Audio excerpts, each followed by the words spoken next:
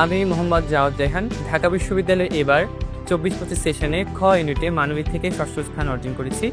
ছোটবেলা থেকেই আমার স্বপ্ন ছিল ঢাকা বিশ্ববিদ্যালয়ে পড়ার, কারণ আব্বু সবসময় আমার সাথে গল্প করতেন ঢাকা বিশ্ববিদ্যালয়ের ইতিহাস নিয়ে। তো সেইখান থেকেই মূলত আসলে আমার ঢাকা বিশ্ববিদ্যালয়ে পড়ার স্বপ্নের সূচনা। ঢাকা বিশ্ববিদ্যালয়ের রেজাল্টটা আসলে একটু অপ্রত্যাশিত সময়ই দিয়েছিল। তখন আসলে রমজান ছিল এবং আমি ইফতার করে বিশ্রাম নিচ্ছিলাম। তখন আমার এক বন্ধুকে দেখেছি ফেসবুকে তার রেজাল্ট সেটা চান্স পেয়েছে, সেটা শেয়ার করেছে। তো সেটা দেখে আসলে আমি একটু হতভম্ব হয়ে যাই। তো আসলে তখন তো আসলে রেজাল্ট দেওয়ার কথা না। তো রেজাল্ট রীতিমতো আমি ওয়েবসাইটে চেক করতে যাই। যখন আসলে লগ ইন বাটনে ক্লিক করতে যাব তখন আসলে আমার বেশ জড়সড় অবস্থা। তারপরে যখন আসলে নামের পাশে পজিশনটা দেখি আমি তো চিৎকার দিয়ে উঠি। আম্মু ছিল বাসায়, শুধু আম্মুই ছিল।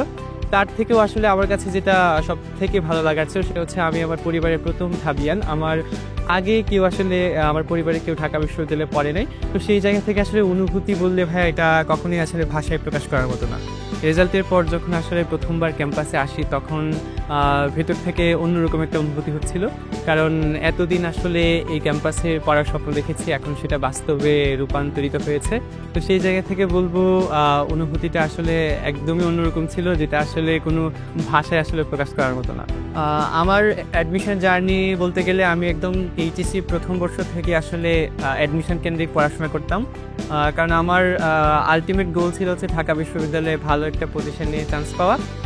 অনেক সময় দেখা গেছে যে আমি কুইজের পড়া বাদ দিয়ে আসলে জিকে পড়তাম, ফল ফেভাসে কুইজগুলো খারাপ হয়ে যেত। কিন্তু আমি আসলে সবসময় অ্যাডমিশন কেন্দ্রিক পড়াশোনা করার কারণে আমার আসলে অ্যাডমিশন জার্নি, যেটাকে আমরা বলি এইচএসসির পরে যে 3 মাস থাকে, ওই যাত্রাটা আসলে আমার জন্য অনেক স্মুথ ছিল। আর আমার পড়াশোনার স্টাইলের কথা যদি বলি, আমি আসলে আমি যখন সময় পেতাম তখনই পড়তাম। আমার এমন কোনো রুটিন ছিল না, আমার যখন ভালো লাগতো তখন করতাম, যখন ভালো লাগতো না করতাম না।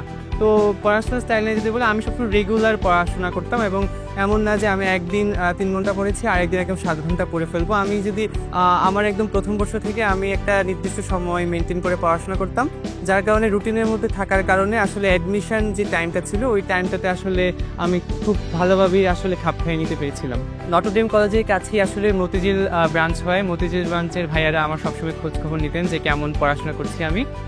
তাছাড়া উদ্ভাসের যে জিনিসটা সবচেয়ে বেশি ভালো লেগেছে আমার, সেটা হচ্ছে উদ্ভাসের কোয়েশ্চেনগুলো। উদ্ভাসের ডেইলি, উইকলি ও মান্থলি কোয়েশ্চেনগুলো খুবই স্ট্যান্ডার্ড হতো, বলা যায় ঢাকা ভার্সিটির আদলে।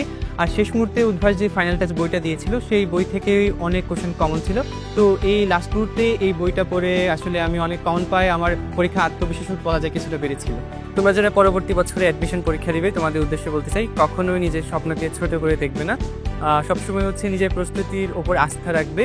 তোমার প্রস্তুতি যদি ভালো হয় ইনশাল্লাহ অবশ্যই তোমার পরীক্ষা ভালো হবে। শেষ মুহূর্ত পর্যন্ত পড়াশোনার সাথে লেগে থাকবে।